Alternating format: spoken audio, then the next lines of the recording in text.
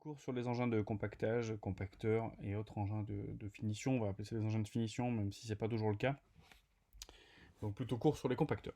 Dans un premier temps, on va commencer par les compacteurs statiques, qui font opposition aux compacteurs qu'on va appeler compacteurs vibrants.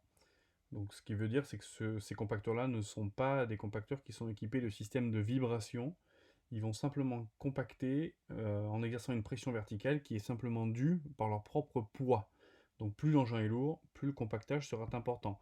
C'est des engins qu'on voit comme celui-là qui sont équipés d'une lame de poussée avec des pieds d'hammer, pas des pneus, pas des billes lisses, pour travailler souvent dans les déchetteries. On les retrouve aussi un petit peu en terrassement, même si c'est moins le cas. Donc la composition, la constitution est assez simple, le moteur est à l'arrière, on voit facilement la sortie d'échappement et l'alimentation en filtre à air. Les pieds d'hammer, ce qu'on appelle des pieds d'hammer, c'est ça, c'est ce qu'on appelle aussi des pieds de mouton, qui nous permettent une certaine adhérence, une certaine motricité, qui évite les crevaisons.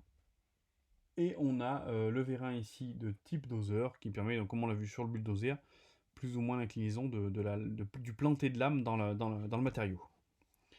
D'un point de vue composition, ici, sur cette nouvelle vue, on a donc la lame à l'avant, bien évidemment. C'est des engins qui vont nous permettre de pousser du matériau. On va le voir dans la carrière tout à l'heure. Dans la déchetterie tout à l'heure, pardon. On a le vérin de levage de lame. On a les pieds d'hammer. C'est simplement des billes avec des espèces de pieds de mouton, donc des rajouts sur la bille pour pas avoir des billes lisses, pour avoir une certaine motricité. Et on a l'orientation qui est due par le pivot ici entre essuie avant et essuie arrière, comme sur une chargeuse. Alors pour faire connaissance avec ces machines, comme habituellement dans nos cours, on va partir sur une petite vidéo de présentation. Donc là, c'est un 836K de chez Caterpillar. Donc un engin qui travaille dans les déchetteries.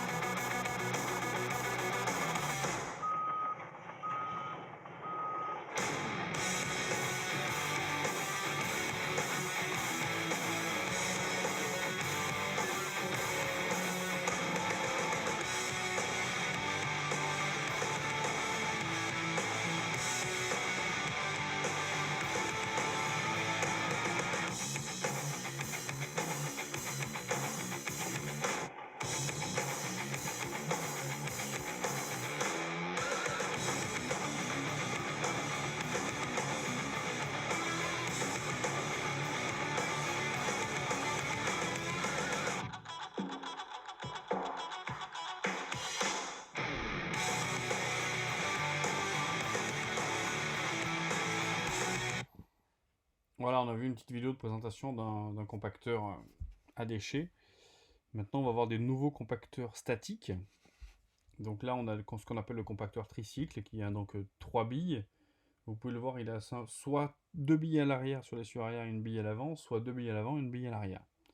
Donc c'est un compacteur qui permet de compacter dans les zones où les vibrations sont interdites. Je pense en ville, par exemple, ou à côté des monuments historiques, où on ne peut pas tasser du bitume avec vibration pour éviter d'endommager des bâtiments qui sont très fragiles.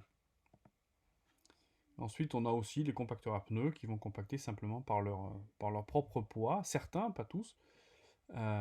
Donc on a une série de pneus à l'avant et une série de pneus à l'arrière, et généralement ces pneus vont ce qu'on appelle se recouvrir, c'est-à-dire que l'alignement des roues avant et l'alignement des roues arrière n'est pas dans l'axe, c'est fait exprès justement pour permettre un recouvrement et d'éviter d'avoir des vagues, donc de créer des vagues sur le bitume et sur la route. Petite vidéo d'un fabricant espagnol de compacteurs à pneus.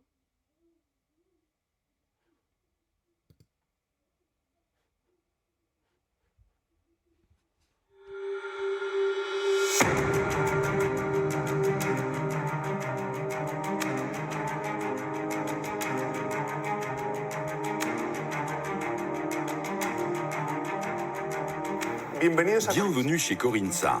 Ici, vous trouverez les meilleures et plus récentes solutions. 5 ans, Corinsa On va essayer d'avancer un peu parce que tout n'est pas formé forcément.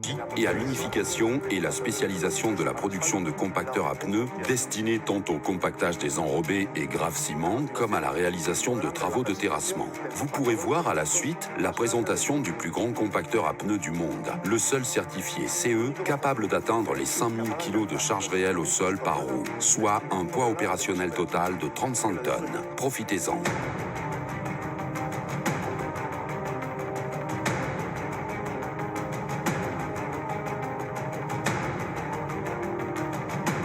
Système de gonflage intégré.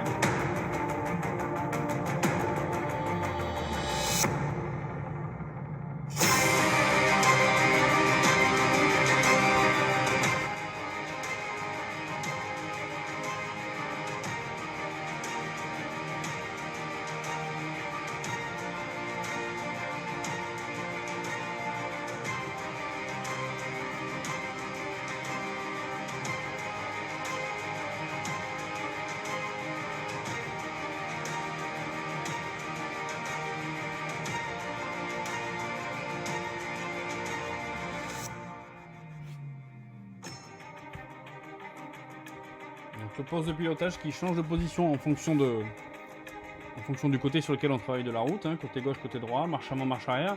Bien évidemment, ces engins ne font pas demi-tour au milieu de la route, sinon ils abîmeraient la route, ils feraient des traces au niveau de la route. Donc en fait, c'est le poste de pilotage en interne de la cabine qui fait demi-tour pour que l'engin puisse repartir dans l'autre sens.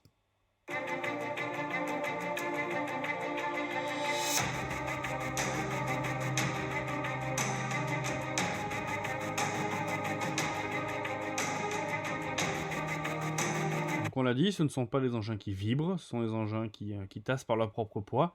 Et le nombre de passes au même endroit sur une parcelle de route est défini par le maître d'œuvre de la route et surtout par le type d'utilisation de la route. Est-ce que c'est une route départementale, communale ou une nationale ou une autoroute, par exemple.